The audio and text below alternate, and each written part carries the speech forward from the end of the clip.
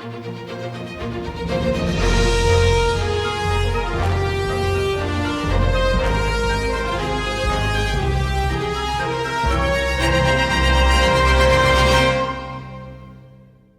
to the Gym Heroes Podcast. I'm your host, Josh Peacock. Today's show is brought to you by Gymdesk, the easiest gym management software you'll ever use. Take payments, create marketing automations, track attendance, and much more. To try the software out free, go to gymdesk.com. No credit card or painful sales call required. Our hero today is Paul Neal, owner of Vantage Point Commercial Capital and a trailblazer in empowering business owners to create wealth, autonomy, and control by owning their own commercial space. In this episode, he unpacks how to do this by purchasing the building your business operates in or buying your own commercial property. Without further ado, Paul Neal. All right, welcome to the Gym Heroes Podcast, Paul. Go ahead and tell us a little bit about what you do and why you're talking to all of us fitness business owners. Yeah. Hey, thanks, Josh. We're glad to be here, man. Well, I'm a fitness kind of guru myself. Never owned a gym or whatnot, but I try to get there about 4 or 5 days a week, in addition to running and biking and all that, because I want to stay healthy. And so I'm a huge advocate of. My wife's really into nutrition. She's in physical therapy, so we're huge into it. But the other thing is, I've always been an entrepreneur, and I've owned 6 businesses since college. A couple of years. It's been a few years back. But most of them have revolved around real estate finance. And so, interestingly, a lot of my clients and friends over the years have been business owners and entrepreneurs.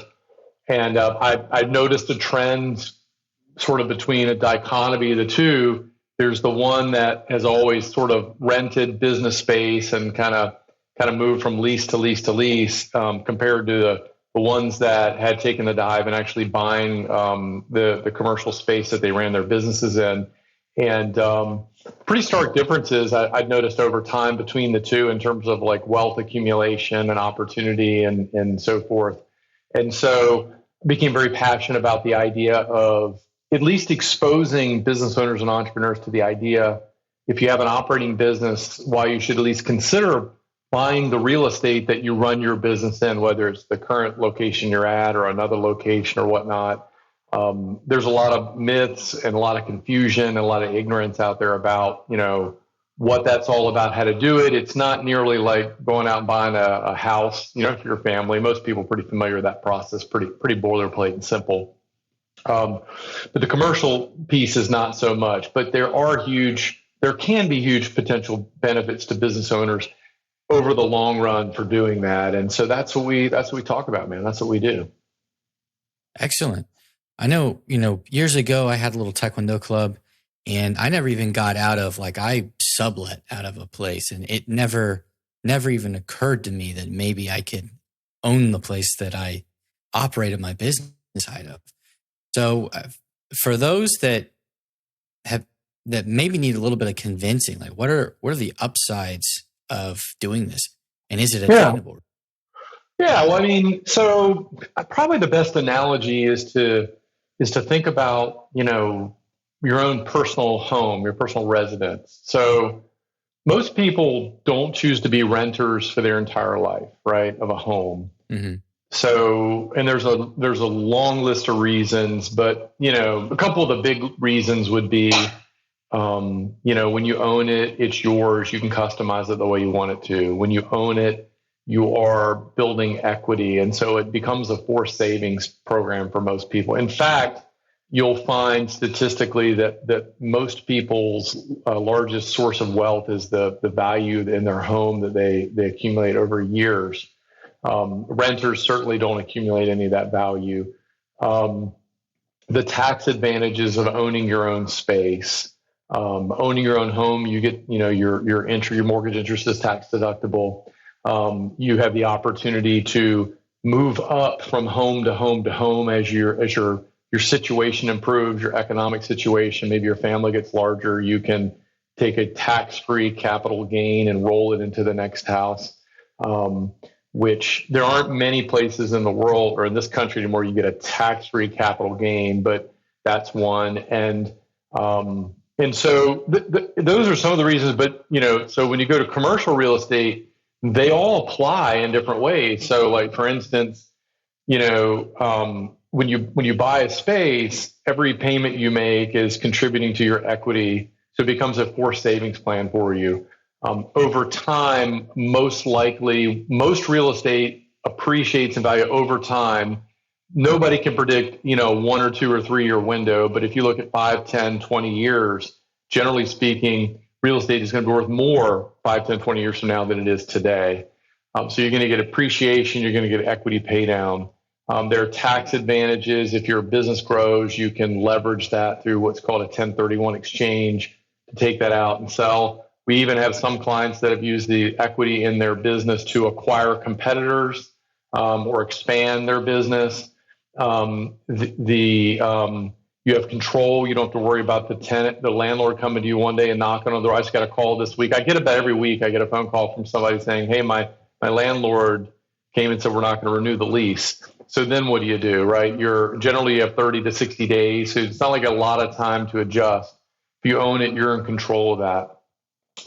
One of the huge benefits too, as well, is from a leverage standpoint. A lot of people will buy or build a space a little bit larger than they need for their current operating business, which allows them room to grow into over time should they choose to. But in the short term, they can lease a lot of that space out and have a tenant make a substantial part of that mortgage payment. So at the end of the day, their net outflow could be lower than what they're paying in rent.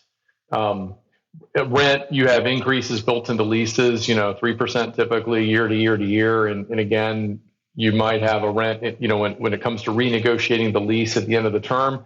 If it still suits the landlord, then they may renew it. They may not, but they may escalate the cost based upon the area. If the area is really taken off, then you might be paying a much more freight than you planned, which can impact your bottom line. So it really kind of boils down to the opportunity to create wealth, to build a retirement plan with this asset that you're going to build over 10, 15, 20, 30 years that's going to pass either way. And then the control and autonomy that comes with that you now, as the owner, you call the shots. Nobody's going to knock on your door. You don't have to worry about annual increases in rent and that sort of thing. So those are some of the reasons why that people should consider the option. I know that several martial arts school owners and even like yoga studio, Pilates studio, they've been. I mean, the rent thing aside, sometimes they can really ratchet the rent up on you.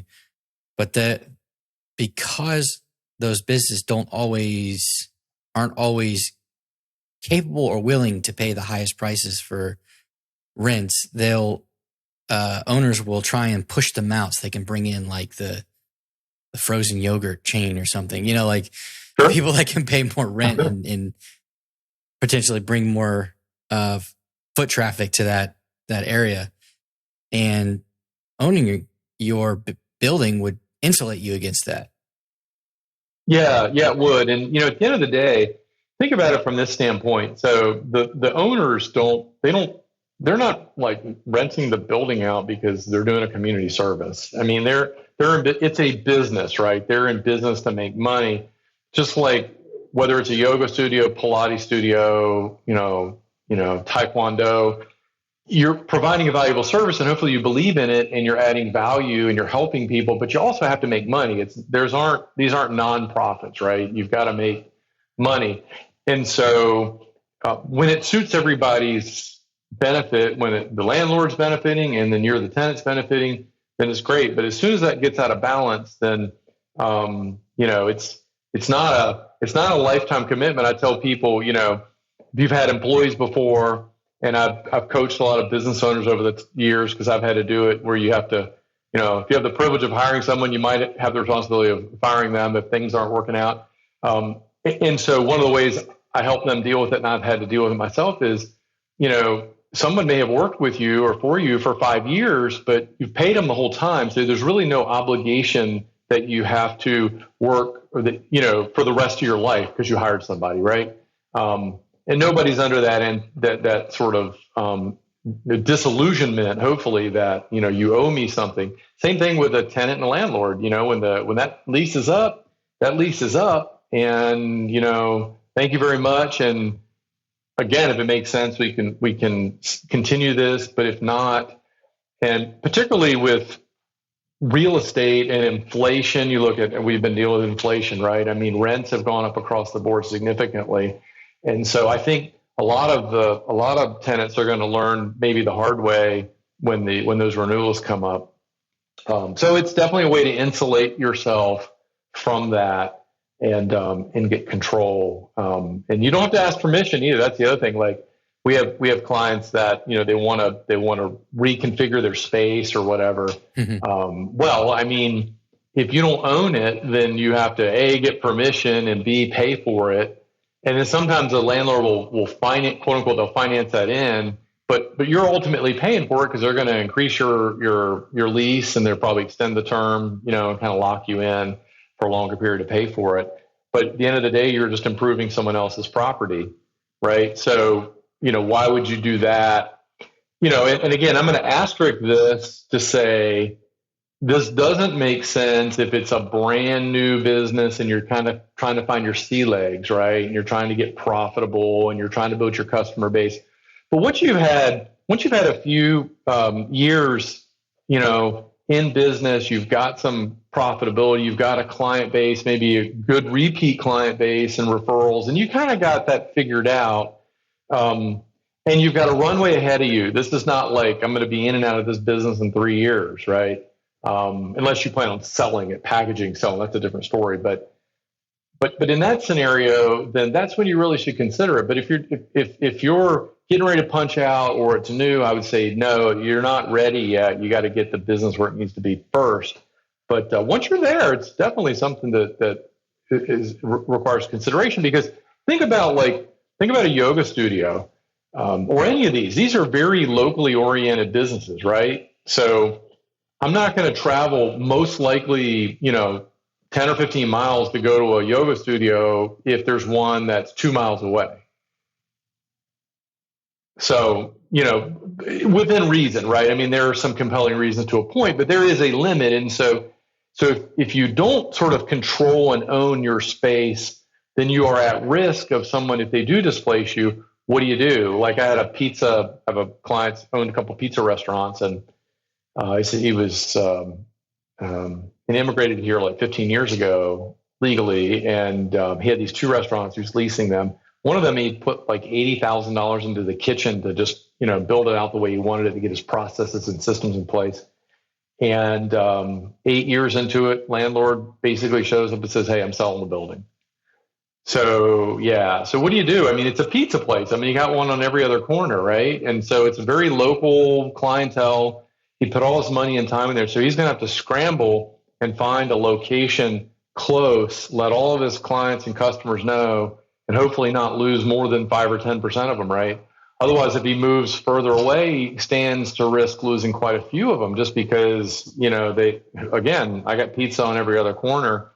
And it's not like, the finest restaurant in town, right? It's pizza. So fortunately, they gave him first right of refusal, and we were able to help him get into the building and buy it. But that was fortunate for everybody, because it doesn't always work out that way, Yeah. Real quick before I put you back into the episode, Gymdesk has powerful yet intuitive features to grow your business. And there's a few really great features I'd like to highlight. The first is a deep, best-in-class email and SMS marketing system with automation tools to make your life as a business person so much easier. It's like having a dedicated, full-featured email service provider native to your gym software. We're really proud of it, and it's something that we've recently overhauled. And in addition to all the stuff a good management software should do for you, like member management, attendance, booking, scheduling, and reporting, you can set up an easy, simple, attractive point of sale system to sell merchandise in person or through your website with just a few clicks. And if you like to provide members-only content, we have a content management system that lets you choose who can see what content and when, all visible from a member's web portal and the Gymdesk user app. So give your gym the lift it deserves. Go to gymdesk.com or click the link in the description.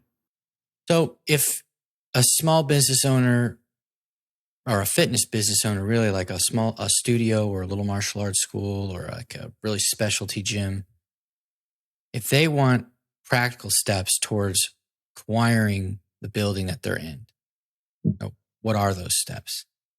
Yeah. So the first consideration is, number one, don't try to make the decision when you're 30 days out from your lease renewal. Okay. There's not enough time. It's not in a good position.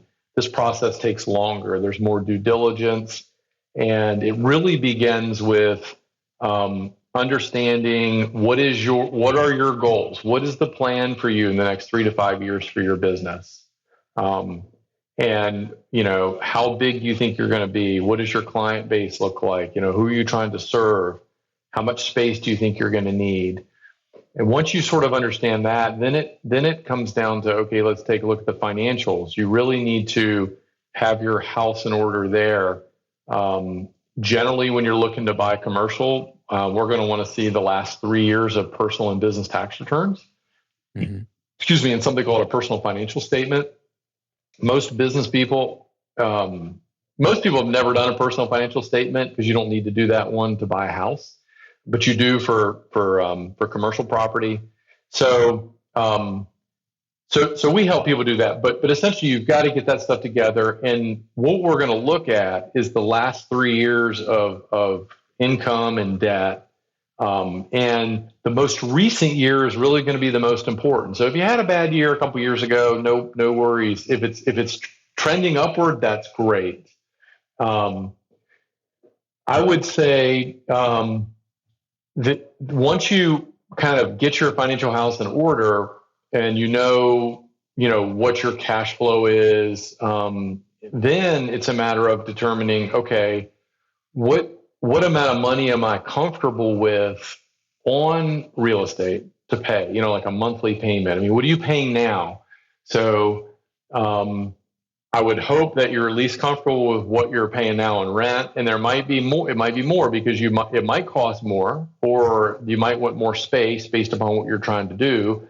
But again, you might be able to offset that with a tenant or two. Maybe you have, maybe there's a massage company or small studio that would partner well with a yoga studio or a fitness gym or something, and they could lease part of the space from you, and then you can have a tenant that help defer some of that cost.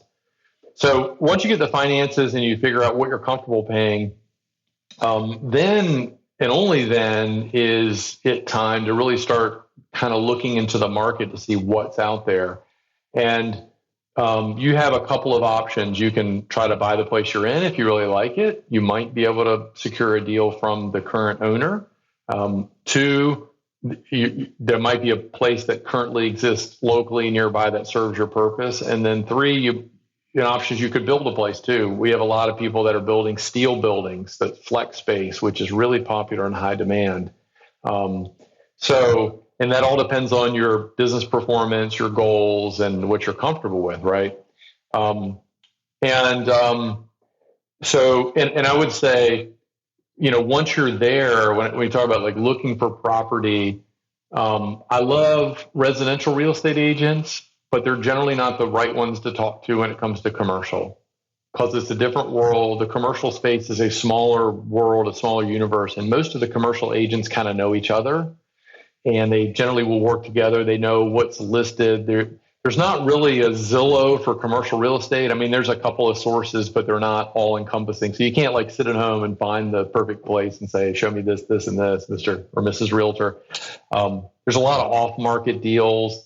The commercial agents generally know what's going on, like if there's some major development happening in the area at some point, and you want to be aware of that because you can position yourself to take advantage of that as well.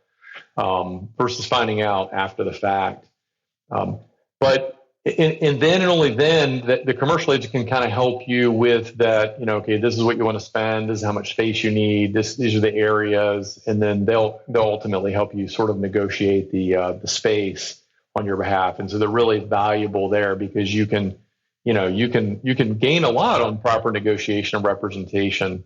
So those are kind of the high level things. The questions that I get asked a lot are, Joshua, around financing, because I think one of the things that holds so many people back, though, is they have a misconception of, what's it going to take to do this. They think they've got to put a ton of money down on a building because, commercial buildings can be more expensive than residential buildings. You could spend $300,000, you could spend $3 million. It just depends on, what and where and all that. But what most people do is when they decide they want to do this, they find a place that they like, they haven't gotten their financials in order, and they run down to the bank and say, hey, can we buy this building, right? And they might have even made the cardinal sin of like going into contract with a realtor, probably a residential one, and put money down. And now they got like a very short timeline, like you got 30 days to close or you're going to lose your earnest money, And they march into the bank, and the bank says, yeah, we'd be happy to lend you the money, but we want 20 to 25% down. And we have a long list of things we need you to answer based upon, your financials and blah, blah, blah. And it doesn't go well there because most people don't want to or have 20 to 25% to put into a building. I mean, think about it. If it's a $500,000, flex space, that's $100,000 or $125,000, which you may have, but you may not want to put into the bricks and mortar, right? Because you're not going to get that back. So the first thing that your listeners need to understand is it doesn't take that. You can get in for as low as 0% down if your business is functioning well and it's cash flowing, and you're going to be the operating entity in the business, in the building. Most typically we see is 5 to 10%, but we can go as low as 0, and every once in a while somebody will want to put more down just because they're sitting on a lot of cash, but we don't really recommend that. So don't let that be an impediment to digging into the process to take a look to see if it makes sense, because ironically, like business owners, they start making money. I get these calls all the time. Hey, Paul, we want to invest in real estate. We want to invest in single family homes or multifamily or whatever, right? And that's all fine and dandy, and we do a lot of that. But generally you're looking at 20, 25, 30% down for that sort of thing. So you're putting all this money in single family real estate, multifamily to be a landlord, and you can get into your own space for your own business for 0% down, and you're not plunging toilets. And I'm like, have you thought about that? As a place to start or consider. So those are some of the key things that hold people back, I think. Great. So let's say that you've, actually, let me back up really quick. So like a lot of times yoga studios, martial arts schools, and even, box gyms, they're part of like a strip mall. And so if you were to buy that building, there's a lot of apartments in there you can rent out. It's a lot of management that goes into that. So how do you navigate commercial property? The simpler sense, when you just buy like sometimes a medical practice will just be like one building for the whole practice. Between that and like a strip mall with different apartments to rent out. Yeah. I mean, if you're buying a strip retail center, then it is a little bit more complicated because you will have some tenants.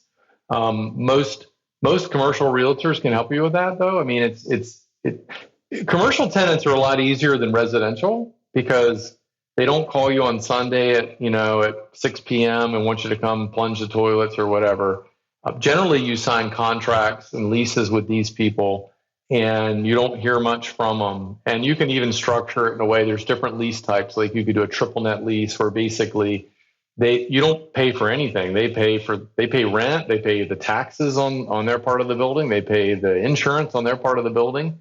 And a lot of times they pay for the AC if that goes wrong. You're not doing any of that, which is the golden ticket when you can get it. But and then you have from there all the way over to full service where you're including all that in the lease. But again, it is a business, and so if you get in that space, depending on your experience level and how involved you want to be, you could easily again work with a tenant management company, because most of these companies that do residential property management will do small commercial as well, and that's small commercial. I mean, that's a different world than, buying a shopping mall or something where you have all these major, tenants or whatever, and much easier to manage than the multifamily. Again, like I said, because these are businesses and they're mostly fairly sophisticated and they understand that it's they're not calling you after hours on weekends because you're not going to answer. No one's there, right? There's no reason to do that because whatnot. So not too difficult at all. And the other thing too is commercial tenants generally sign a 3 or 5 or 7 year lease, whereas like residential, if you buy single family home, it's probably 1 year at a time, and so your turnover is generally higher, and it's expensive, obviously, when you turn over tenants because you got to get in there and paint and put new carpet and all that. You're not having to do that every year with commercial. Yeah. Cool. Well, I really appreciate the wisdom you shared today. So where can listeners find you if they want to learn more about you? And if you have anything to plug, go ahead. Yeah. I mean, so I wrote a book and it answers most of these questions that you asked. Unleash Your Business, how to unlock wealth, autonomy, control by buying your building and firing your landlord. I give away for free on our website. It's we print it and ship it, so we just ask you to pay for that. But other than that, it's free. And it basically it's something you could sit down with on a Saturday morning and a cup of coffee, be done in about an hour and a half. The reading, it's not Moby Dick, but it will sort of answer a lot of the questions and frame, the industry, what's involved, the different loan programs. We didn't get into all that, the process before, during, and after, the consideration. But they can grab a copy of that. I also have it's an assessment, it's a free assessment at our website where 2 minutes, 20 questions, where the assessment is really helps you determine if you're in a position to buy a building. And when you answer the questions, literally 2 minutes or less, it'll give you a customized analysis back in 4 key areas to kind of give you feedback on, yes, no, or maybe. And it's really, people really like it. It's fairly complex and analytical. And it's not a perfect, report, but it does a pretty good job. And that's on our website, and it's ownyourbuildingnow.com. ownyourbuildingnow.com. And if you go there, you can check out the book or that. Or if you're somebody who's like, hey man, I'm 6 months out from lease renewal and I'm very interested in this, and you want to schedule a discovery call, you can do that on the website as well and schedule a time with me or my team. And basically, our approach is, and I think this is the way you have to approach it, whether you work with us or you do it on your own, is you really need to be educated on, you need to answer a lot of questions yourself to try to figure out where you are and where you're trying to go, and then be educated on the process and the options. And that's what we do. We don't put anybody in any one box. I mean, we have funding sources nationally from insurance companies to venture capital to banks to you name it. It just depends on your situation and what makes the most sense, because there are a lot of options out there. It's not like residential. It's more like the Wild West. And so you could do really well or really poorly by making bad choices and just not knowing, right? Because, this is not what people do every day. So that's what we do. We provide guidance and insight. And then should someone choose, we can help facilitate the funding and negotiation and all that. That's all an option too. But I would say start with the book and check it out, or the quiz, and get a lot of the questions answered and see if it's even something that potentially could make sense. Thanks for coming on. Yeah, my pleasure. This has been great. I really enjoy it.